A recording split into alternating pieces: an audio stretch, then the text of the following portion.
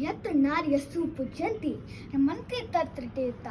परमादरणीय ज्ञान के प्रकाशपूर्ण मान्यगण एवं मित्रों, मैं अधिराय महत्वाकांक्षी विषय बेटी बचाओ बेटी पढ़ाओ पर अपने विचार प्रस्तुत करने जा रही हूँ। वेदों में वर्णित उपरोक्त श्लोक नारी की पूजा पर बल देते हैं, परंतु ये बड़े ही खेद का विषय है।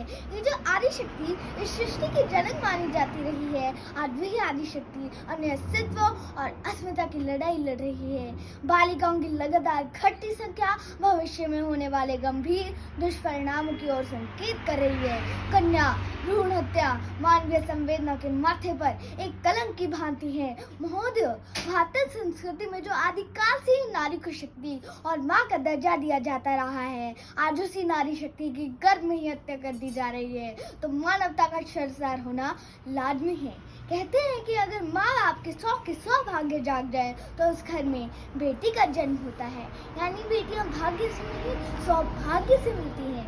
अब प्रश्न ये उठता है कि अगर बेटियां हर क्षेत्र में सफलता की नई इबारत को लिख रही है, तो उन बेटियों से इतनी नफरत क्यों आधी करोड़ों बेटियों को गर्भ में ही मार दिया जा रहा है? क्यों भारत के प्रधानमंत्री को हरियाणा के पानीपत से 22 जनवरी 2015 को बेटी बचाओ बेटी पढ़ाओ का अलग जगाना पड़ा?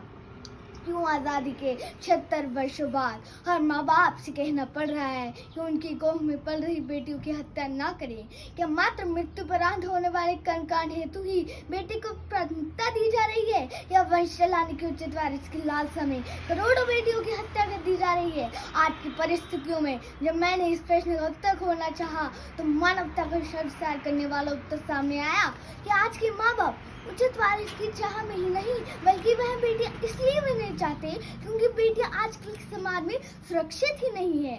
दिल्ली के निर्भया कांड और कोटखाई के कुकृत्य से ये सारा समाज कलंकित हो चुका है। जब बेटियां बचेंगी ही नहीं तो पढ़ेगा कौन? इतिहास साक्षी है कि जब जब भारत की बेटियों पर दुराचार हुआ है, तब तब भीषण नरसंहार भी हुआ है। द्वापर युग में द्रौपदी चीरहरण के कारण कुरुक्षेत्र में मौत का नंगा नाच हुआ था। आज कलयुग में गली गली दुर्योधन और दुशासन घूम रहे हैं, तो आज का समाज मौन क्यों है? आखिर हम अपने बेटों को संस्कारी क्यों नहीं बना पा रहे हैं? आखिर कब तक शहरों और बाजारों में यूं कैंडल मार्च निकाल कर बेटियों के लिए न्याय मांगते रहेंगे? आखिर कब रुकेगा ये सिलसिला और कब आएगी वो सुबह जब उन्मुक्त होकर खेलेंगी हमारी बेटियां इस देश की बगिया में? धन्यवाद।